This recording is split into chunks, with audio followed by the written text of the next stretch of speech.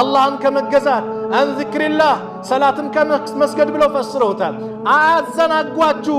ወመን የፍዐል ዛሊከ ይህን ነገር እምቢ ብሎ የሚፈጽም ካለ ፈኡላኢከ እነዛ ሁሙል ኻሲሩን እነሱ ናቸው ከሳሪዎች አለና አላህ ወአንፊቁ ስጡ ሚማ ረዘቅናኩም እኛ ከሰጠናችሁ ሲሳይ። አዎ ባዶ ነህ።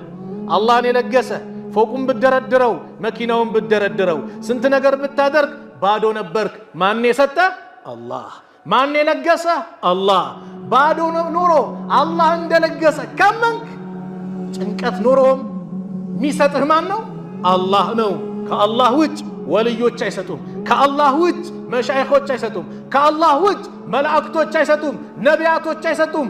ማንም አይሰጥም። ወላሂ ሊሰጥ ሊነሳ ያንተን ርዝቅ ሊያሰፋ ሊያጠብ የሚችለው ማን ነው? አላህ ብቻ ነው።